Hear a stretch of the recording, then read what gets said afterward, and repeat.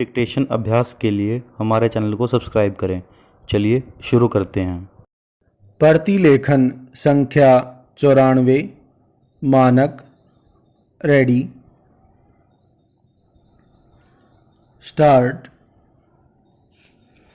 पंचवर्षीय योजनाएं सरकार द्वारा निर्मित वस्तुओं की अपेक्षित मांग पैदा करने में विफल रही हैं और केंद्रीय सरकार सार्वजनिक क्षेत्र के कारखानों को स्पष्ट लक्ष्य प्रदान करने में असफल रही है।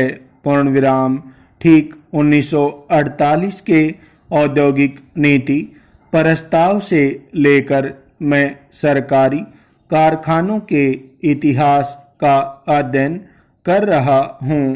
पूर्णविराम। पर बावजूद इसके मुझे इस बात का पता नहीं लग सका है कि सरकारी कारखानों का उद्देश्य क्या है। पूर्णविराम। वे क्या चाहते हैं। प्रश्नवाचक। अमेरिका, ब्रिटेन, फ्रांस में भी सरकारी उद्योग चल रहे हैं। पूर्णविराम। वहाँ उनसे यह अपेक्षा की जाती है कि वे असाधारण खतरों की स्थिति में निर्मित हों। पूर्णविराम। जैसे अंतरिक्ष तथा अणुशक्ति संबंधी कार्यक्रम को लेकर सरकारी कारखाने खोले जाते हैं, परंतु उन देशों में सरकारी उद्योग क्षेत्र अपने आदर्शों की पूर्ति के लिए निजी उद्योगों को काम में लाते हैं और उन्हें इस्तेमाल करते हैं। पूर्णविराम।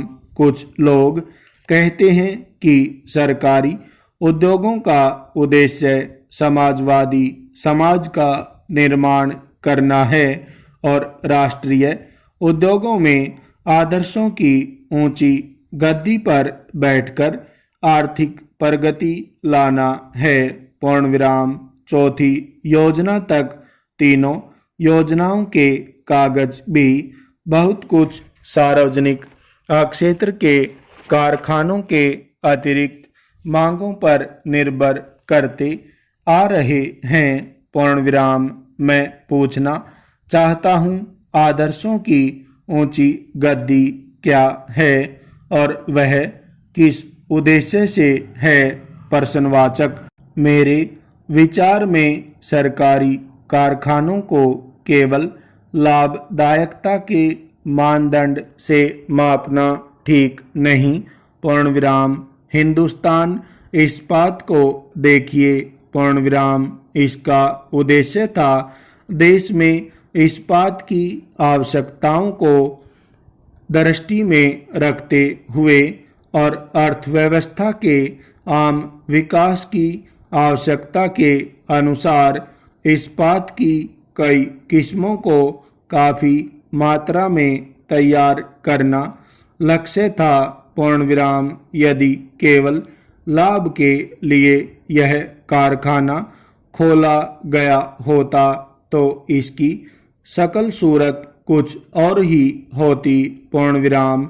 सरकारी क्षेत्र के कारखानों की सफलता के लिए दो स्पष्ट व महत्वपूर्ण उद्देश्य हैं और जो लोग उनमें काम करते हैं उनमें उचित मनोबल नितांत आवश्यक है। पूर्णविराम। हिंदुस्तान इस्पात को केवल लाभदायकता के मानदंड से जांचना इसके उद्देश्यों को नज़रअंदाज करना है। पूर्णविराम।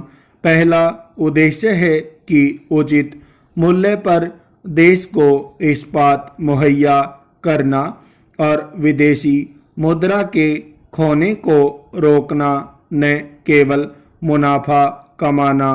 पूर्णविराम।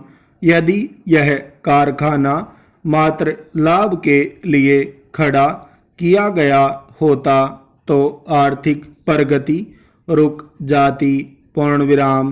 प्रशासनिक कार्यकुशलता के बारे में भी नेहरू ने कहा था, लोगों को स्पष्ट उद्देश्य के बारे में अवगत कराने के बाद उनके कार्यों के परिणामों को लेकर जांचना होगा। पूर्ण विराम। मैं महसूस करता हूं कि जो लोग सरकारी कारखानों की इसलिए आलोचना करते हैं कि वे मंडी से उत्तरदायित्वों तथा औद्योगिक उत्पादन के मांग संबंधी पहलू के प्रति सजग नहीं, बेहतर है कि वे लोग समूचे सरकारी क्षेत्र के 85% भाग का उद्देश्य साधारण मांगों को पूरा करना नहीं था, बल्कि सुनियोजित विकास की आवश्यकता की पूर्ति करना था।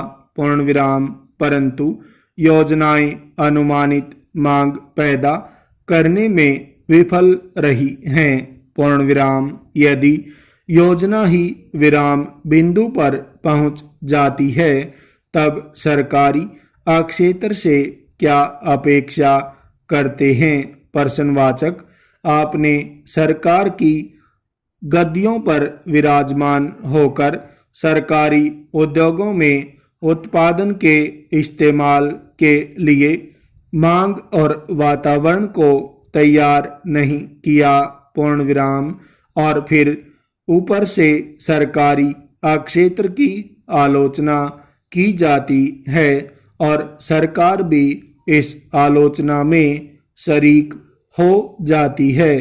पूर्ण विराम।